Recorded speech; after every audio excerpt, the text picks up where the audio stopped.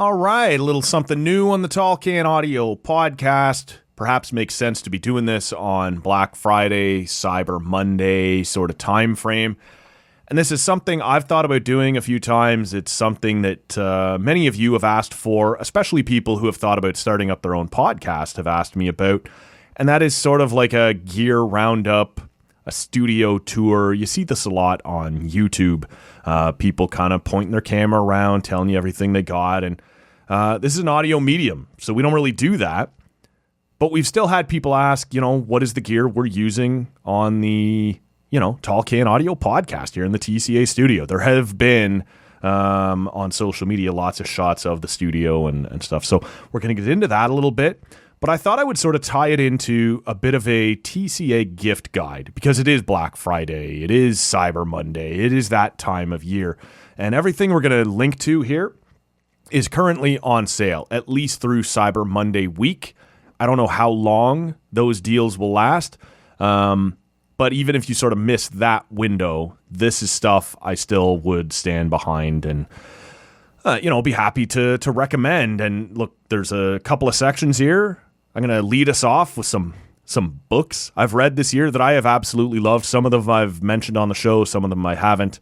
And then there's just sort of some odds and ends here in the middle. And then the last section is the podcast stuff. Because I think, even though we've been asked about that a few times, that will be the stuff that is least, the things that are least interesting to people. Not everybody's looking to start their own show. Now, I will say, if you stick around through that, there's a lot of things that are great for gaming, great for Zoom meetings if you're working from home, whatever that might look like. But we're going to post links to all of this stuff in the show notes. Wherever you're hearing this right now, inside your podcast app, you'll see all the gear listed with links. If you shop through those links, we'll get a little bit of a kickback here on the Tall Can Audio podcast. You'll pay what you were always going to pay, but Amazon, through their affiliate program, will kick this show back a couple bucks on whatever you bought. And so it's a great way to support the podcast. If you're Christmas shopping, maybe it's got nothing to do with shopping for gifts for other people. Maybe it's just things that you're looking to upgrade for yourself or, maybe wait till Boxing Day sales, whatever it might be. These links will all still work. And it's the easiest way to support the podcast. We're going to do this quick and dirty. I don't want to spend a whole lot of time editing. I'm just going to work through some things kind of raw, and we'll go from there. Let's start with the books. Before we do, I will put the timestamps in the show notes as well. So if you're not interested in the books, or you're only here for the podcast stuff, or you're only here for kind of the middle odds and ends stuff, you'll see in the show notes where to skip ahead to. I can't tell you right now because I don't know yet how long this is all going to take. So it will be in the show notes either at tallcanaudio.com or in the podcast app you're listening to right now. So like I said, quick and dirty. Let's start with the books. Dreamer by Nazem Kadri. I read this earlier this fall. I absolutely loved it. There's all sorts of things in it. And look, I'm not going to give the plot to everything we're about to list here. I want to keep this quick. Nazem Kadri, a unique case, the first Muslim player to ever play in the NHL. How did his family get here? What was that like growing up in London? Two iconic franchises in the OHL that he played for, and not just iconic franchises, but rivals. How did he end up going from the Kitchener Rangers to the London Knights? Fascinating stuff. You all remember the drama that went into the first few years being part of the Leafs organization. He's not shy about telling you who in that Leafs front office he did not get along with. People that he was frankly telling straight up, fuck off. Says he always loved Brian Burke, right? But not everybody underneath Burkey did he get along with. What was it like when he was traded out of Toronto? They tried to ship him off to Calgary. He said no, everything that went into that. Really fascinating look. This is, of course, also the first NHL player who brought the Stanley Cup to a mosque. It's a great story, a great read. And the great thing about it is it's Nas, right? He doesn't pull a punch. He's happy to just talk and tell you what he thinks. Makes for a great read. So that is Dreamer by Nazem Kadri.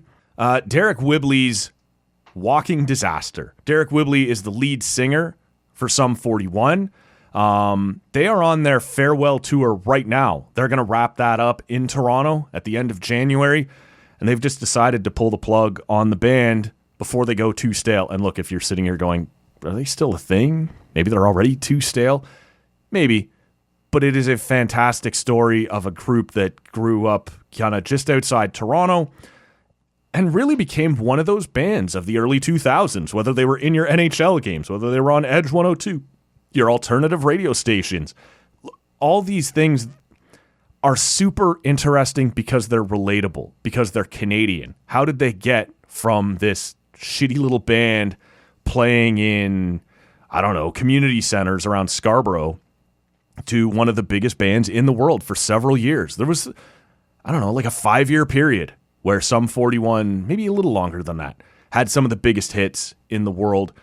And we heard earlier this fall part of a story that's really uncomfortable. I don't know how deep I should go into it here because it's better told in the book. But this relationship that Derek had as a teenager with the lead singer of Treble Charger, who he thought was looking out for them and looking out for their band.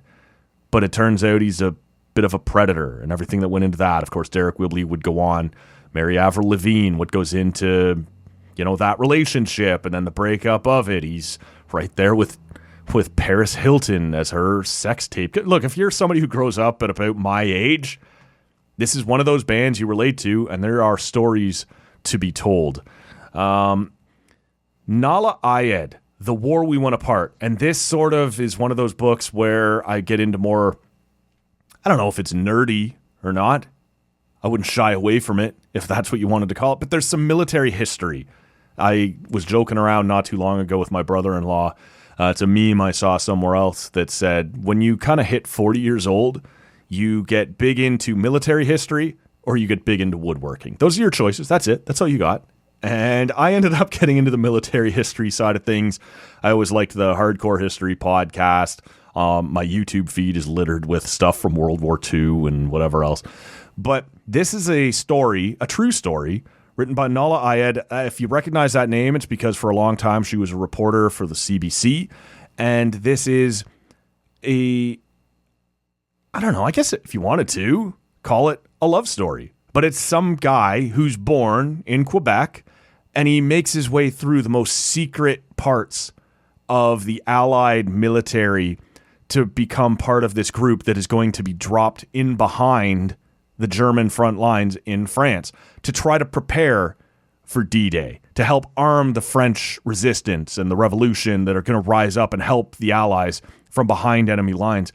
And while he's being educated in England, he meets this woman, and they're like 20 and 18 or 21 and 19, whatever it might be, very young. And they fall in love while being educated to go and do this group, while being trained, right, to go and do this mission. They fall in love and they get married. And like a week and a half after they get married, they're separated because they're not going to send these people off together. You're here to do a job. We're not here to, take care of your marriage, make sure you get off on the right foot. And they end up separated. And they are arming the resistance in France in World War II, but separated. And at the end of the war, they end up reuniting, and she comes home to Canada as a war bride. She was not Canadian originally. Like I said, they meet in England. It's a fantastic story. And am I much for big romantic stories? Not really. But that's not really what this is. It's more the crazy coincidence that these people managed to meet each other, fall in love, be shipped off, both survive the war behind Nazi lines in France, and then survive and reunite and come home to Canada. Really good story by Nala Ayed. This next one I know is one I mentioned a couple of months ago on the podcast. Alan Shipnuck is the author. It's called Live and Let Die, but it's kind of clever. It's not live and let die. It's LIV, right? 54, the golf tour, and let die. And it's the whole story that goes into creating this alternate golf tour. And I am not, as you guys know, a golf guy, but this story is fascinating. The Saudis, how it gets funded, the political ties to it, the PGA pushback. the guys who all said, I'll never leave the PGA, before, of course, getting up and taking off with no apologies, no whatever. And then the abuse that the guys who join LIV take before the PGA partners up with them anyway. And now these guys are like, well, my reputation has taken this beating, and you were just going to end up partnering with them in the end. It's really interesting. There's political intrigue. There is obviously financial stuff that goes into this. There always is. It's been a while since we've seen, I don't know, like somebody rise up and rival the NFL like we saw in the 80s with the USFL. When we saw the WHA rise up against the NHL. And we've seen these things in the past, but it's been a long time. And LIV Golf was that. We had a good time around here on the show calling it the Bonesaw Open. Not particularly sensitive, but, that's what we called it. This was a great read, whether you're a golf person or not. If you're just sort of into sports business or the political intrigue that can leak into sports, this is a really easy read. Home and Away, I think I mentioned a little while ago. This is the book that came out in October by Matt Sundin. And I'll be honest with you, like if you're a Leaf fan, this is an easy read. If you're a Matt Sundin fan, this is an easy read. But if you're a non-Leaf fan, I don't know. There's not a ton here.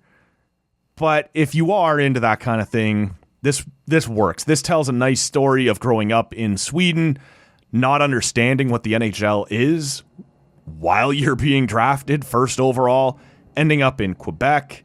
I assumed I was going to North America, and yet here's a little corner of it I didn't think I'd be going to. Now I got to learn French, everything that goes into that. Gets traded to the Leafs for Wendell Clark. How do I replace a legend in that market and the hardships that went into that? His battles with Pat Quinn. If you think about times like 99, 2000, when the Leafs are, I guess it's a little later than that, battling with the Devils, Pat Quinn used to keep Sundin off the ice when Bobby Holik was out there. That was the whole point. So the Devils would just play the shit out of Bobby Holik and leave Matt Sundin. And they had arguments, Sundin and Pat Quinn, about, you got to put me out there. You got to let me try against this guy. Like, it was interesting to hear him talk about the battles he had within the Leaf franchise. And later on, when we all remember Leaf fans wanting him to leave, wanting him to waive his no trade clause and go, and he says no, only later on that year to go sign with Vancouver, and the Leafs get nothing for him. That was botched by the Leafs, botched by him, but his perspective on the story was pretty interesting. War by Bob Woodward. Bob Woodward is a guy who has written books on every American president, often two per term, going all the way back to the Watergate scandal. This one I throw on here because I find it really interesting. He'd written a couple in the past during the Donald Trump presidency that were sort of as scandalous as you thought they would be, because Donald Trump is a scandalous guy. He's not an honest guy. He doesn't run a clean ship. It brought out some info you didn't know, but the picture that was painted of that White House was exactly what you thought it would be. This one is about Joe Biden's term, and this is while he's trying to balance what's going on in Ukraine with the Russia invasion and how far he's willing to allow the United States to go to protect Ukraine. At the same time, we see Israel just shelling Palestine and Gaza, and how he was trying to balance that at the same time, while also preparing for Donald Trump and a re-election, and how at the end of the day, Joe Biden ends up stepping aside for Kamala Harris and everything that went into that, the people that were pressuring him, right? So it's all politics, but it's an interesting read. And this is one of those books that people get pissed off about because Bob Woodward reveals some stuff here that would have been really good to know long before the election. Would have been really good to know 6 months, 12 months, 18 months ago about the world we were all facing. And he has the information. He knows, but he's saving it for his book so that he can release a passage or two before it gets sold and make people go, oh man, I better buy that. Well, are you a journalist at that point? Because your job as a journalist is to, you know what I'm saying? Like, is to reveal this information at a time where it can be usable to the public. Or are you just a salesman trying to sell your book? It doesn't mean the info isn't true, but it means he held on to it until way too long, way too late, and now it's just being used to sell books. And that's an interesting debate in and of itself. But the book, War, by Bob Woodward, about the later parts of Joe Biden's presidency and everything that went into that, man, I can't say isn't interesting. I don't love the way we got there, but it's a great book. Habs 365 is the last book we're going to recommend here. That's our buddy Mike Comito, and he was on here about a month ago, maybe a little more than that, to talk about it. Look, if you read Hockey 365, the second period, if you read Leafs 365, you already understand the concept here, right? It's a different little story every day for a calendar year of what's gone on. You know, in the first two, it was about the league. In the next one, it was about the Leafs. This one is all about the Habs. Different stories every day of the year about what the Montreal Canadiens' history has been. And I'm not a huge Habs guy, as you guys know. In fact, I kind of can't stand the Habs. But it's a great read. There are stories here I'd never seen before, I'd never heard before. And Mike Comito is a fantastic writer, manages to shrink all these little stories down into about a page and a half per day. And we've talked about it before. You can just throw that on the back of the toilet. Enjoy that day's story as you're taking care of business in the morning, and then off you go, or leave it on the coffee table. Look, if you've already left it on the back of the toilet, don't move it to the coffee table. That's not cool. Like, nobody wants that going on. But this is a great book here. All of these linked in the show notes at tallcanaudio.com or wherever you're hearing us. We're going to move on from the books into just some random odds and ends here. All right, like I said, this is all pretty quick and dirty. You're hearing some mistakes. You're hearing me stumble a little bit. And that's just because I want to blast through this. This isn't a, sit down and diatribe about something. This isn't trying to go in depth. It's just, here's some stuff I thought you guys might be into and might enjoy. And if not you, maybe you will hear and think, hey, you know what? That'd be a good gift for somebody else. So we'll keep rolling. These next couple things come from literally one day about 3 weeks ago. And that is the time that I went and met my sister and her kids at the Santa Claus Parade in Lindsay, Ontario. And look, it's a reasonably cool day, and we're going to be standing outside for a while. And my sister has been piling up these insulated cups, these thermoses, and she's going with the Yeti, right? And I guess this is a big thing. Like, people are into these. People have picked sides. You'll hear about that in just a second. But I texted my sister and said, can you spare one? Maybe we'll make a little hot chocolate. Maybe we'll toss a little something in there to make the parade a little more fun. And sure enough, that's what we did. So she brings me this Yeti. She hands it to me like 30 minutes after she's made the hot chocolate. I open it up and take a sip. It's burning the gizzards out of me. It is still ridiculously hot. And I was impressed because I've had thermoses before. We all have. This kept it unbelievably hot. The Yeti, really cool. And when I had texted my sister the night before, I said, can you bring me one of these Stanley mugs? Because that's what I was thinking of. And it's my niece, JJ, who is all about these Stanley mugs, Stanley cups. She got one for her birthday back in July. And I'm trying to elbow her, hey, Stanley Cup, hey. And she's looking at me. She could not possibly care less about hockey. It does not care. It's a Stanley Cup. These are just the Stanleys. So I had mixed them up. And I text my sister, can you provide me a Stanley? She goes, well, for a Stanley, you'll have to talk to your niece, but I could hook you up with a Yeti. Both of them. Ridiculously good.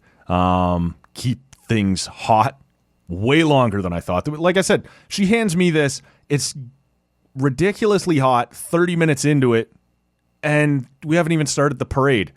By the time the parade's over and we've added some Baileys or whatever else, it's still warm. It's not still burning the crap out of you, but it's still really warm. So if you want to be on Team Kate, you can get yourself a Yeti. That's linked. If you want to be on Team JJ, you can get yourself a Stanley. You can hoist a Stanley Cup. I don't know. Anybody out there think that was any funnier than she did? Probably not.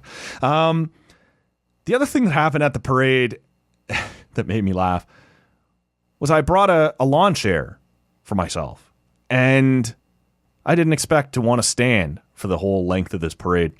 So I set it up, and it's kind of opened up right in front of me, but I'm standing behind it and I'm talking to a couple of people.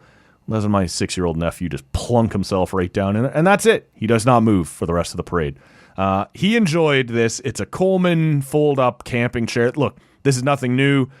These have been out there for a very long time. They fold up very narrow, whether you want to use them on your balcony, which I've done here at my place for a while. My parents toss them under the trailer when they go camping. We used to have them when we would go boating back in the day.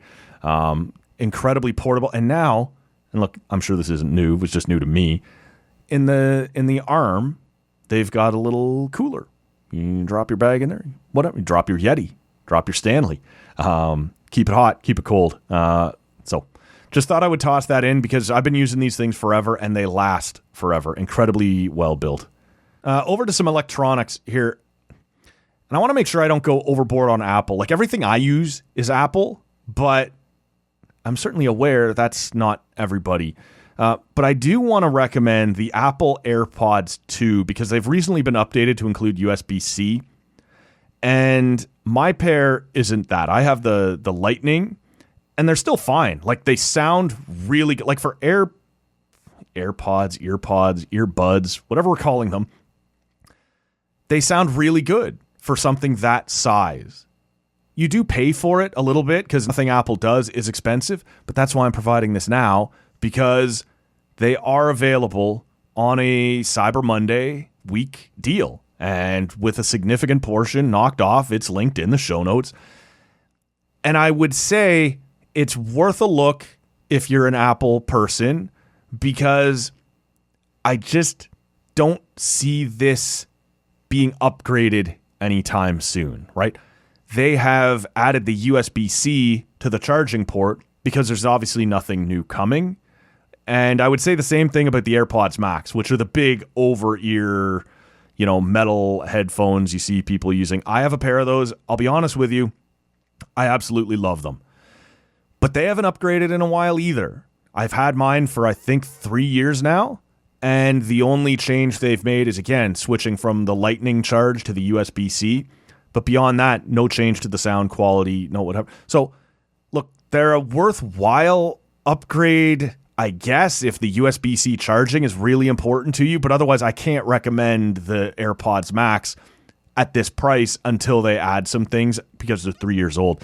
But the AirPods Pro, the smaller ones, the little earbuds, at the price they're being offered for right now on Black Friday, now with USB-C charging, they have brought that down far enough that, look, these sound fantastic for what they are. Apple, for whatever you might think about them, does a really nice job on sound quality. Man, I love my AirPods Pro, and these are the AirPods Pro 2 now with the USB-C charging. If you've been thinking about it, if you've been on the fence, this is probably the time to go ahead and do it. The Sonos Roam 2 speaker. This thing is awesome, and I'll tell you why. First of all, I'll tell you, I don't have the Roam 2. I have the original Sonos Roam. But it is incredibly flexible. It works on Wi-Fi, and it works on Bluetooth, and it's Sonos. So if you have a Sonos sound system in your home, you can tie this into it. It becomes part of your system. Maybe you want to put it right in front of your TV on top of your sound bar and give it a little extra punch. Maybe put it behind your couch. Give yourself a little more of a surround sound feel to it. I put mine over in the kitchen with my kitchen Apple HomePod because Sonos stuff is built into Apple AirPlay. And so now you have a little extra boost. And when you don't want to do any of that, you just unplug it and take it with you and use it as a Bluetooth speaker. It's very small. It is small enough to fit inside that water bottle pocket most people have in their backpack. So they're along the side. This is what I like to use down at the lake, at the cottage. Maybe occasionally, put it by the shower. If I want to listen to an episode of a podcast or a little music while I'm showering. It is waterproof. This is a fantastic little thing. Like I said, you take it on the go, use it as a Bluetooth speaker. And when you come home, you just plug it in as part of your Sonos system or as part of your Apple AirPlay system, it is fantastic for that thing, or for that purpose, excuse me. And it is right now 26% off. It's a really nice deal. I can also tell you, if you click on the link we've provided for the Sonos Roam, a link will pop up for the Sonos Beam, which is a sound bar. Does all the same stuff. Well, it's not portable. You're not taking it as a Bluetooth speaker, but it sounds great for what it is. Has Alexa built in, as the Sonos Roam does. Can be tied into your Siri, everything. Just a beauty piece of tech. It's also 26% off. Not going to make a big deal out of that because it is just a sound bar, but it's an Alexa enabled and Apple enabled. Also 26% off right now at the link we've provided there for the Sonos Roam. You can check out the Sonos Beam at the same time.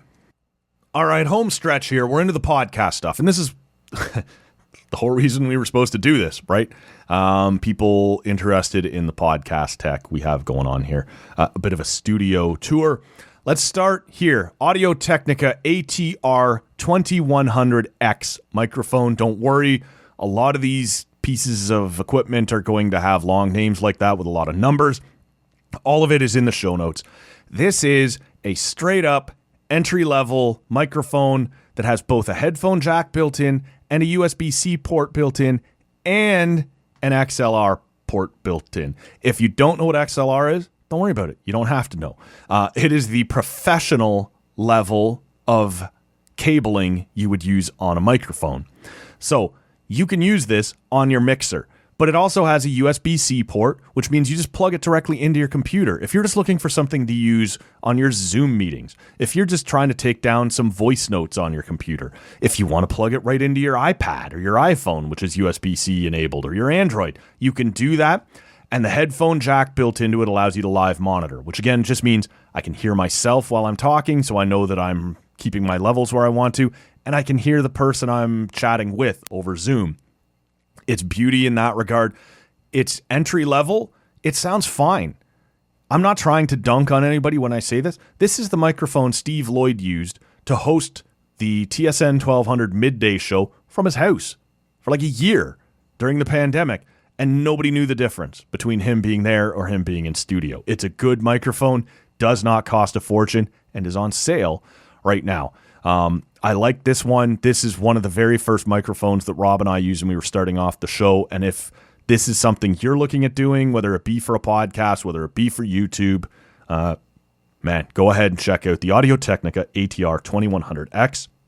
Make sure it's the X version because that is USB-C. You don't want to go ahead with the old one, but just go ahead and follow our link. It'll take you right to the correct one. The Blue Encore 200 microphone is also one that I have linked here. It's a slight step up from that. It's XLR only, not USB. So you can't go directly into your computer with this, but you can go directly into an audio interface or a mixer with this. But it's still reasonably entry level, but it's nice. It's got kind of a lower sound. It's got kind of that broadcast sound. We used these for a very long time. When we were finally ready to upgrade and try something new, something a little more professional, we went to the Blue Encore 200. It does require phantom power, which almost every interface and mixer you'll pick up will have anyway. And phantom power just means it requires a little juice, a little electricity, and since you don't plug your microphones into the wall, that has to come from your interface. Most dynamic microphones, and all the microphones we've listed here are dynamic microphones. Most dynamic microphones don't require that phantom power. That's why I'm mentioning this here, is because this one actually does. They're not expensive, but they do give you a little closer to that broadcast sound. Rode Pod Mic USB.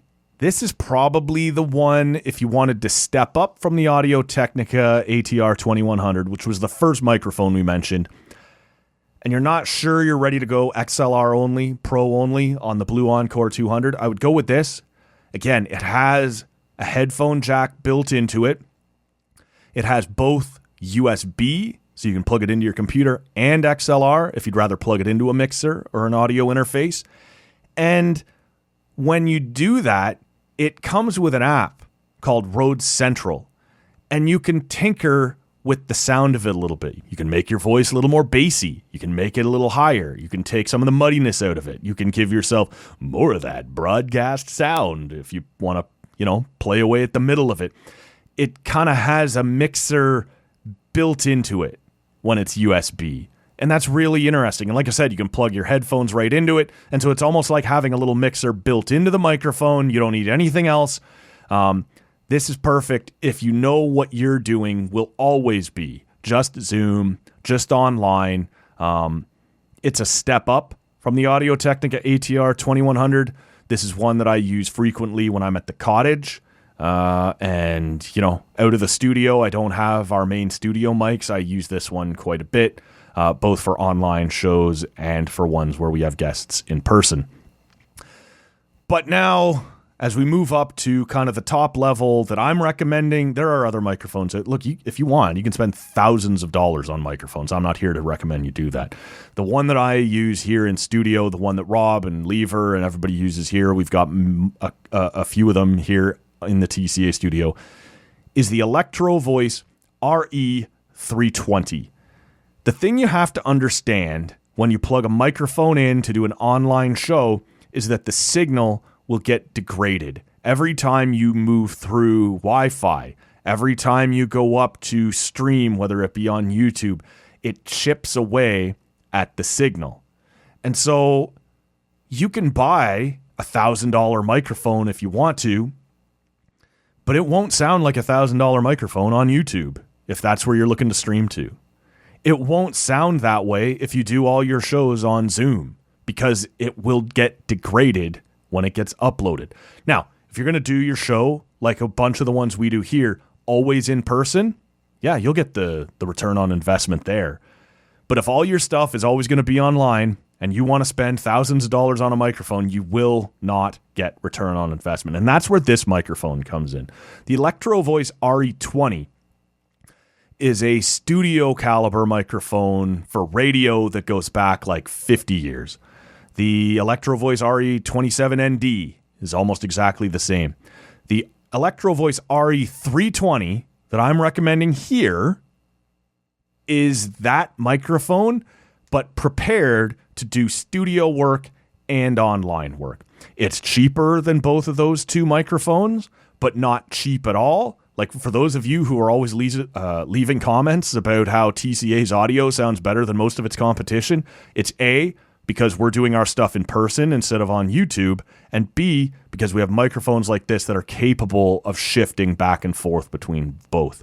So, look, the last I saw online, this is right now about 20% off. It is the same microphone I've been using for about 7 years now, and I just haven't felt the need to upgrade. These are terrific microphones. They are broadcast quality without broadcast cost. So Electro Voice RE320, again, linked in the show notes, wherever you're hearing us, or at tallcanaudio.com. The headphones we use here, look, don't spend a ton of money on this, especially for your guests. Like here, we have multiple seats around the TCA studio desk. The stuff that is on the other side of the table for headphones is not as good as what's on my side. Maybe that sounds a little douchey, right? But I'm the one who's going to sit here when they all leave and edit. I'm using a set of Audio-Technica M50X. Audio-Technica ATH M50X headphones. These are studio monitor quality headphones. And the difference is when you buy a set of Bose headphones, when you buy a set of Sony headphones, they sound awesome, and they're supposed to. The technology built into them helps boost the bass, if that's what you want, helps color the vocals, they can make a bad track sound really good. If you're sitting here editing, that's not what you want. I have to know whether the original file sounds good. Like, if we record a show here that sounds like shit and just count on you all having $300 headphones that'll make it sound okay, that's not the right way to do your show. So you need to know when you're editing, when you're producing a podcast or music or whatever it might be, the true sound. So if I plug a pair of Bose headphones into our system here and edit that way, it'll sound good. And I'll just go, sweet, I have no work to do. But anybody out there who's not using a pair of Bose headphones won't think it sounds good. So studio monitor headphones are straight headphones, are uncolored headphones.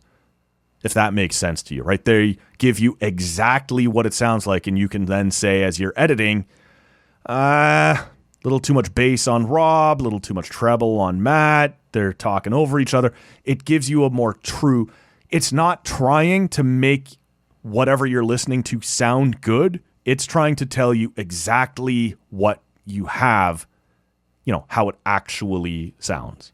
That's the difference between both monitor headphones and studio monitors versus like living room speakers. Living room speakers will sound awesome no matter what you play through them.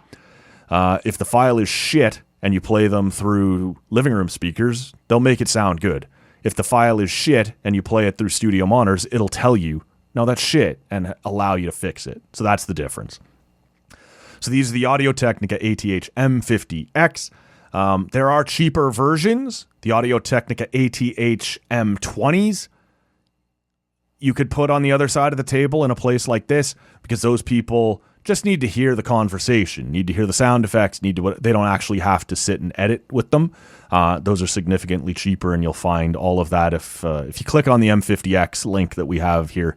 You can grab the M20s and still support the show. As long as you stay on Amazon after clicking one of our links, we'll get a little kickback, and we love that. And we appreciate you guys for doing it. All right, a couple of audio interfaces here quickly. The one we use every day in the studio, whether it's me and Lee or me and Bob, is the Focusrite Vocaster 2. And it is idiot-proof, which is why I like it. I can't fuck too much up. 2 microphone inputs, 2 headphone inputs. You can adjust the levels on the unit or in the software, which is called the Vocaster Hub. This thing is designed specifically for podcasting. So it has the 2 microphone inputs and one more, or 2 more, technically. You can hardwire your phone into this. And, you guys heard this a few weeks ago. We talked to Arash Madani when Lever was in here. And that was no more complicated than just running one cable out of it, which is always plugged in. Lever just plugs that into the bottom of his phone when Arash phones, and all of a sudden he's in the show with no more work than that. No checking levels, no crazy wiring. This is meant for conversations. It's not meant for music production. It's not meant for anything like that. It's just about having a conversation and bringing extra people into it. There is also Bluetooth built into that. So had we not had the cable available, we just allow him to dial in via Bluetooth. It's an awesome little system. The only drawback, and we'll get to the thing I use to get around that in a second, is that it's only 2 microphone inputs. Now, for a lot of people, for a lot of shows, that's plenty. But occasionally, as you guys know, we have more than 2 guests in here, and that can be limiting. But if you only have 2 guests, and maybe 2 guests and 1 remote guest, the Vocaster 2 is incredible. If it's just you and a remote guest, either because you're doing your own show, it will always be just 1 microphone, or whether it's you, 1 microphone, and a guest dialing in, there's a Vocaster 1. It's obviously less expensive. The sound quality, everything that goes into it is just as good. But what you're hearing me talk through right now, what you've heard Rob and I using in studio, what you've heard Lee and I using in studio, is the Vocaster 2. Both of them are fantastic, linked here below. Every now and then, though, that's not enough. We need more inputs. And for that, we use something that the podcasting community has really rallied around, really loves. Again, it's designed specifically for podcasting. A lot of times, the things that would get used were meant for music and would end up having to be adapted, or you'd have to find a way to use it for podcasting. This is another one like the Vocaster that I just talked about that was designed specifically for podcasting. It is the Zoom PodTrack P4. And this is a bit of a tank. The drawback on it is it doesn't feel like a tank, like it's made of plastic. It works really good, honestly, but it doesn't feel high end. But it has 4 XLR microphone inputs at the top. You can also bring in a phone call. You can also bring in just, maybe it's Zoom or whatever on line 4. It's a little handheld device, and it has 4 headphone jacks, so you can run out to 4 different guests. You can run their 4 microphones all into it, or 2 microphones and a Zoom guest and a phone guest, or 3 microphones and just a Zoom guest. Like, the connectivity on it is fantastic. And this is what I take to the cottage when you guys are hearing the show over the summer.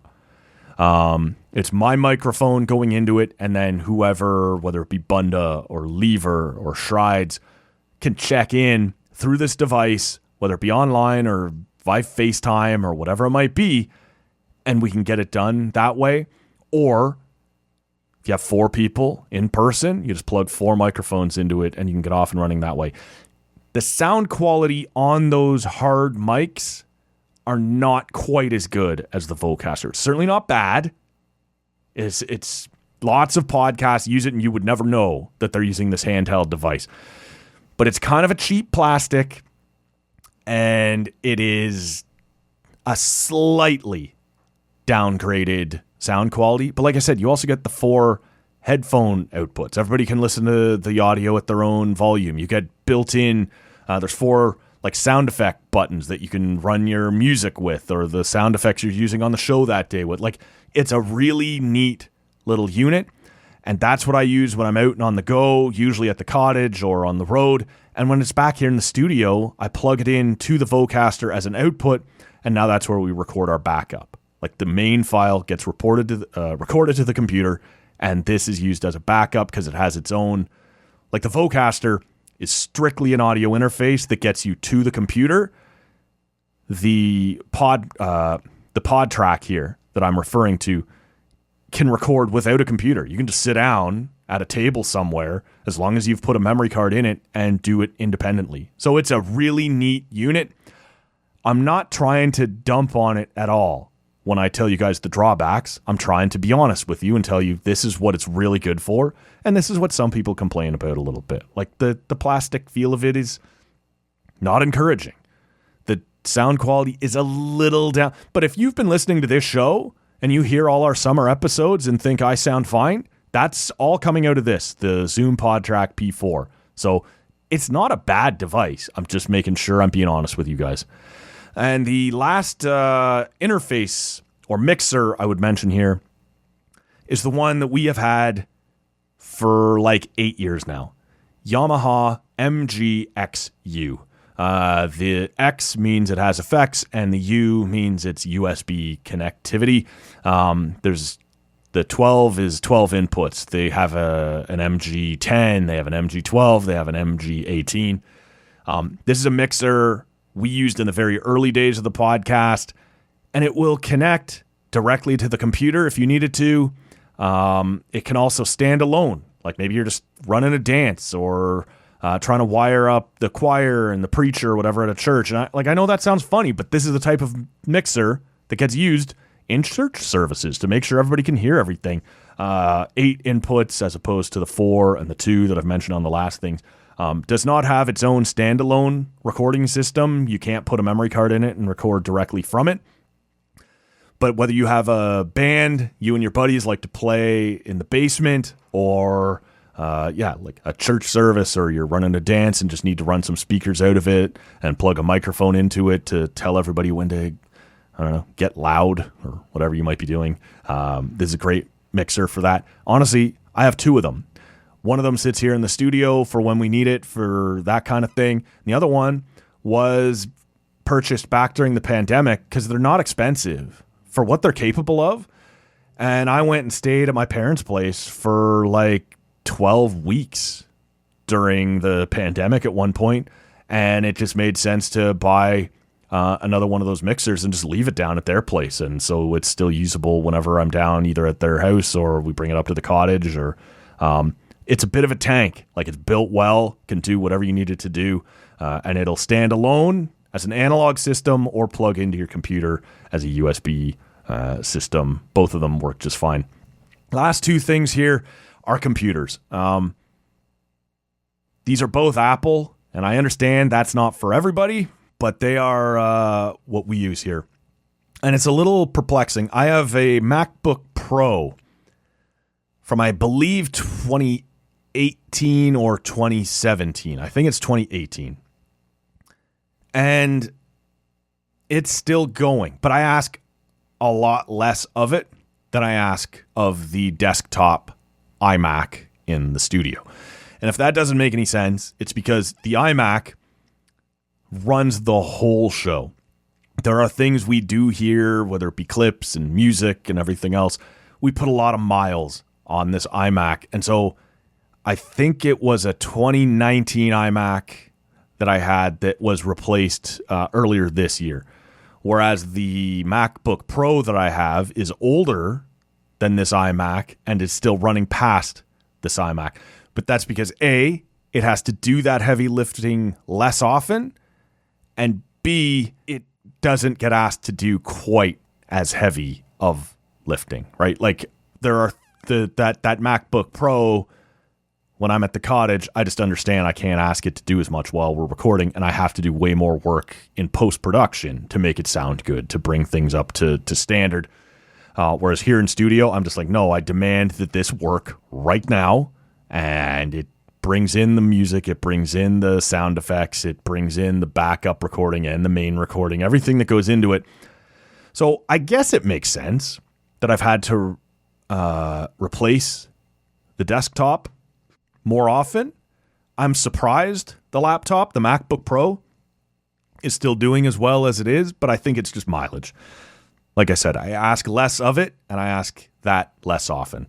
That being said, I will recommend a couple computers. I would never recommend in 2024 my 2018 MacBook Pro. That's just silly. And in 2020, Apple moved to their own processors. They call them M processors. They brought it in with M1, M2, and now they're up to M4. But on Amazon right now, the M3 MacBook Pro is on sale at a fantastic price. And look, if you're coming like me from somebody who has a pre-2020 MacBook, which has an Intel processor instead of a Apple M processor, this will blow your freaking mind at how much faster they are, how quick they do this kind of work. So the M3 MacBook, and look, they just unveiled a couple of weeks ago the M4 MacBook Pro, which is obviously a slight step up. But all the M3s now are on sale on Cyber Monday week. And so that's why I've linked to that. There's not going to be a huge... Look, if you are editing 4K video all the time and like really demanding of your computer, then fine, go with the M4. If you are somebody like me who's working with audio, who is... Well, whatever, you wouldn't need a MacBook Pro for like your web browsing and your email and stuff like that. But if you're doing stuff that isn't incredibly intensive, right? You're creating some content. Maybe you are maybe doing some Photoshop and things like that. M3 is so much of an upgrade.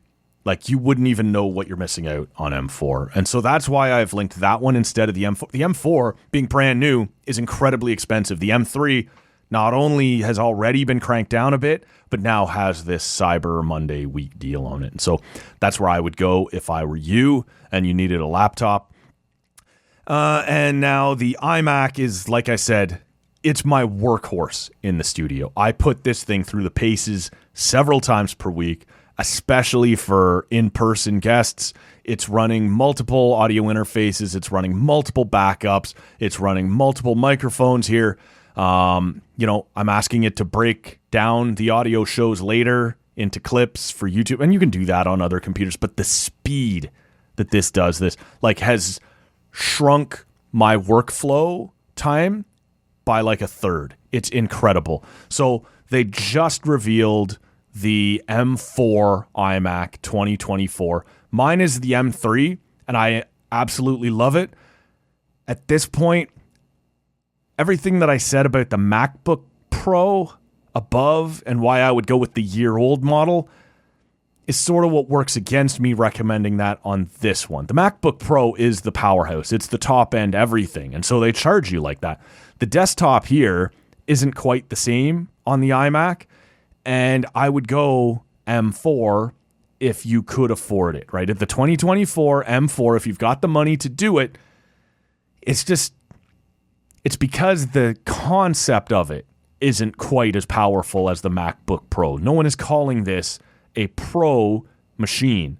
And so you're better off future-proofing yourself by buying the most modern one and spending what you can there and knowing that it will last longer. Whereas on the MacBook Pro, they're saying right in the title, it is a Pro machine. It has Pro components and everything that goes into it. Despite being one model older, means it will probably keep longer. So I think you can save some money on the M3 2023 MacBook Pro plus the Cyber Monday deal that's on it versus the M4 iMac 2024, which is not a Pro machine. I think you're better off to buy the most recent one and go that road. So a lot of technical jargon in the second half of that.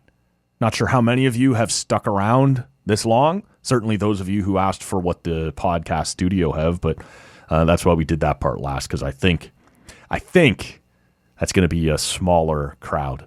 And look, there's other stuff kicking around here. There always is, right? But, at some point, it's just not worth listing every little item we have here in the studio. But I hope that was helpful. Certainly the first 2/3 of the show, which were books and odds and ends and electronics. Hopefully there was something there that either you'll enjoy or you'll find useful as a gift for somebody else. And if you're one of those people who were interested in hearing what makes the TCA studio click, now you've heard it. And if I can be of any help, all our direct messages are open on all the social media feeds, or you can just hit me up at matt@talkanaudio.com. Rob is here on Monday, and I think Tuesday. I think you're getting double Rob this week. Enjoy your Cyber Monday. Like I said, all the links to everything I've mentioned here, kick back to the show. It costs you what it was always going to cost you, but Amazon punts a little money our way, which is incredibly helpful for an independent show like ours. And even if you just use one of our links to land on Amazon and then move around and buy something else for somebody else, something that wasn't listed here, it still lists us as the reason you landed on Amazon, and they'll still kick a little back to us in that regard as well. So this is sort of to answer some questions and to recommend a couple things, and frankly, to provide an easy way for you guys to support the podcast if you're wanting to do so. That's where we'll wrap this one up. Look out for Rob on Monday morning, and again on Tuesday morning, Lever Sage later this week. Thanks for listening. Hope this was helpful. We'll talk to you later.